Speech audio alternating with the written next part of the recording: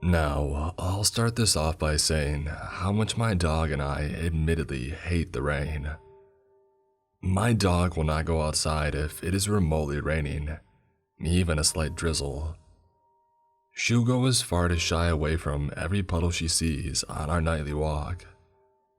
This is a pretty common reaction in dogs, considering they are domesticated and spoiled for the most part, my dog included. Now, to get on with the explanation of whatever I just experienced with my dog. I love taking my dog out for walks. However, I cannot take her out during the daytime, considering that she'll bark at every single squirrel that she sees, every jogger or biker, or even just a simple passerby.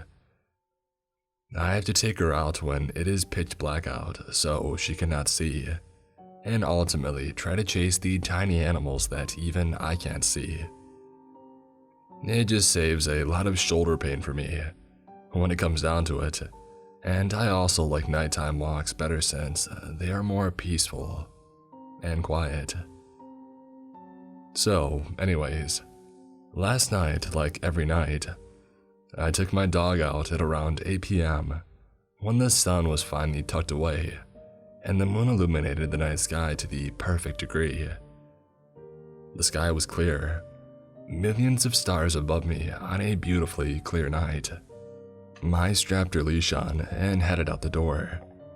I put in my headphones to play some music so I could escape for a little while my lovely dog got her exercise for the night. I was expecting a normal walk, as I usually do.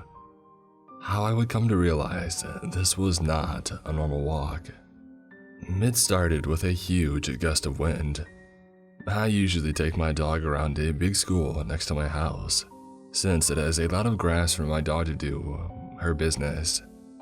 And it's fun to reminisce of the fun times I had in elementary school, since this was where I went when I was younger. Anyways, the gust of wind. This was completely out of nowhere, and it took me back a little bit. After I had regained my balance, I looked at my dog and she looked up at me, with her tail between her legs and her eyes wide, considering she is a pretty skittish dog. But she knew something was wrong. Maybe not wrong, but off. She knew something was off. I gave her a pat on the head and told her, "Don't worry, girl, it's just some wind.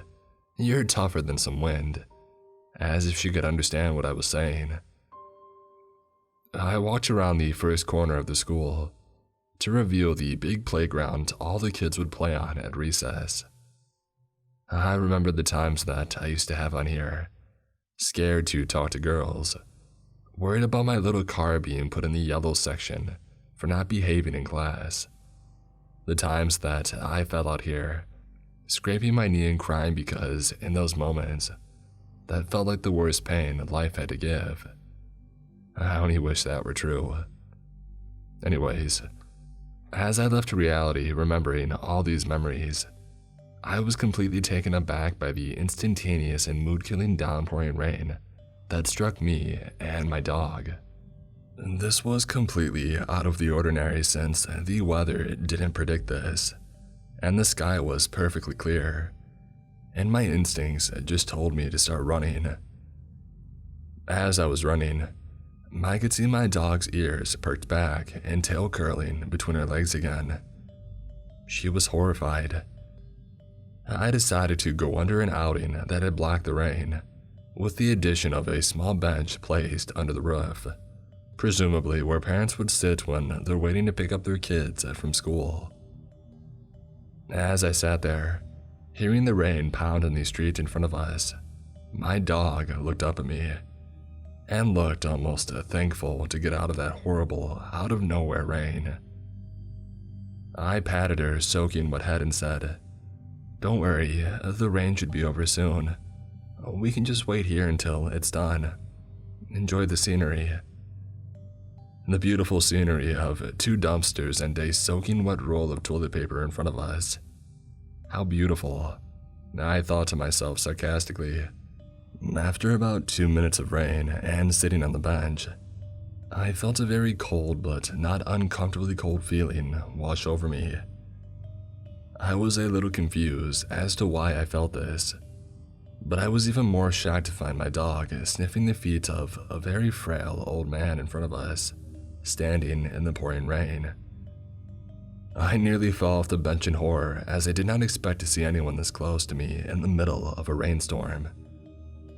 After I came to, I yelled out, "Sir, come under here, it's pouring, you're getting soaked."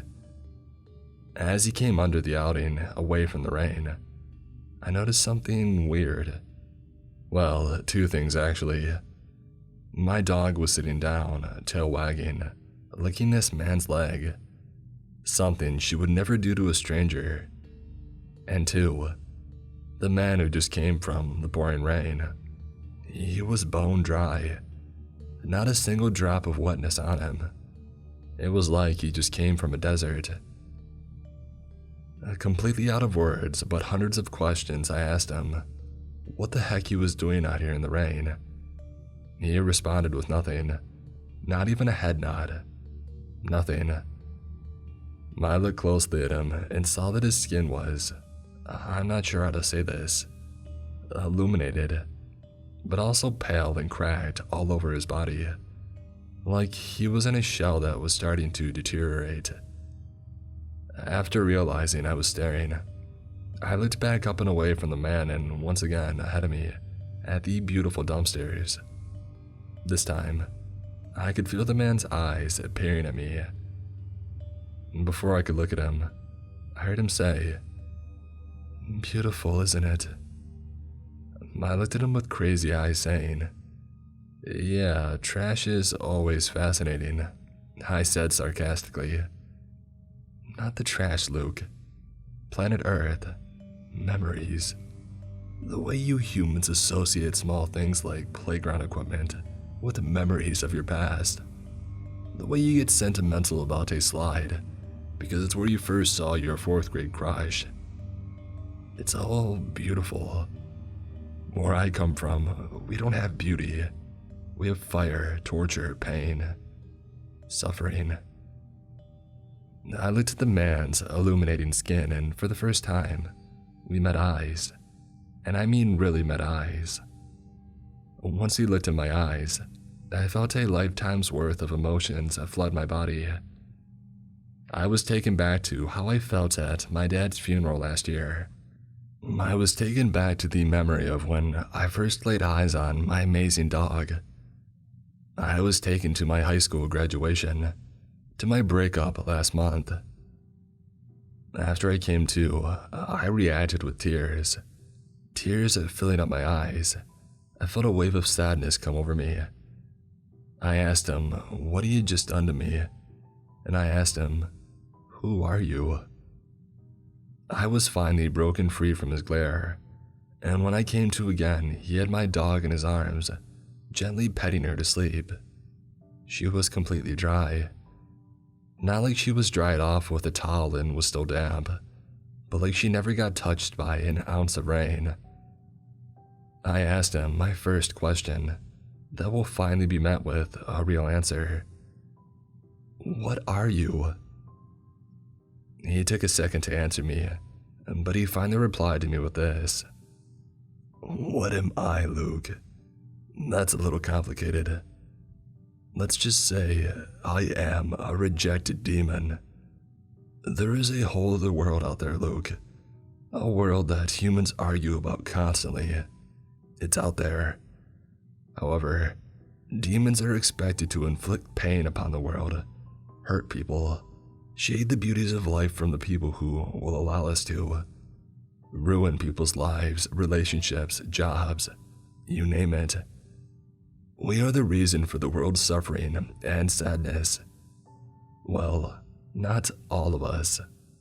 Some of us, and by some of us, I mean myself, are spawned into this world a little different. So different that we can't bring ourselves to dig ourselves into someone's life and ruin it from the inside out, per se. For some reason, I have a very different view of the world. I've been this way for almost 5,000 years now. After I was banished from the underworld, I roamed the earth for a few thousand years. I knew my time wasn't forever, considering banishing someone from hell means stripping them of their immortal abilities. So, I started a journey, if you will. I wanted to try and do the opposite of what a demon is meant to do. So far, no one's been even able to bat an eye at me, let alone see me. Until recently, I met you. I met you a year ago, Luke, at your dad's funeral. I came up and shook your hand, but I didn't say anything to you. I might have looked a lot different then, but you remember the feeling you got after you shook my hand. I could feel your sadness, Luke, and I knew there was something I could do for you. I can talk to people, Luke, and not just regular people. People who have surpassed this world and moved on to the next one. I can bring them back for a very brief period of time. I want to give you something I've wanted to give you ever since I shook your hand. I just haven't had the right time to do it. Can I do this for you, Luke? Can I give you one last conversation with your father? It's very forward, I know, but I would love for you to have this. I looked at the man, with tears streaming down my face. I couldn't speak. There was nothing I could have said in this moment, so all I did was shake my head yes, and palm my head into my hands and cry even more. I felt a hand touch my shoulder and say, "Very well, thank you, Luke. You won't be seeing me anymore, but I want you to have this moment because I was never able to do anything good in my entire life, until now." As I lifted my head from my hands, I looked over at my dog, who was in the lap of my father. My dad looked at me, smiling with tears in his eyes, a glowing bright blue around him and what looked like to be a gold halo above his head. I looked him in the eyes. "Dad?" I whispered out. "Hey there, Chief." He responded with my nickname that he had given me as a child. I reached over and gave him the most aggressive hug I ever have given anybody, and I cried into his shoulder. The moment my tears came out, I was met with contentment. He lifted my head, and he looked me in the eyes and said, "I love you, Luke. Everything will be okay. You will be okay. I've been watching over you, Luke, ever since I left here. And I gotta say, how proud I am of you for taking after Mom and getting through the loss. Now, I can't stay long, Chief, but I need you to know that I am doing well. And I never will truly leave you, Luke. I'll always be watching over you. And don't hesitate to talk to me. I'll always be listening to anything you ever have to say to me. I love you so much. Till we meet again soon." As I said, I love you too, in the most content and happy mood I've been in the last year. He was gone, and so was the old man. I was left with my dog sleeping on the bench, my eyes filling back up with tears, but tears of joy this time, and looking out at the dumpsters that now looked incredibly beautiful as the rain came to a halt and the night sky cleared up again. I gently woke my dog up, helped her off the bench, and finished the rest of my walk. I've never been one to believe anything supernatural, But this night will forever be the most special night of my life. I'm not entirely sure how much of it was real, but the way it felt, it was all too real. Demons are out there, and they are a tough battle. If you look past the demons though, something as simple as trash could be beautiful. I'm eternally grateful for my experience, and I'm using it as a reminder to enjoy every waking moment on this earth. Until next time.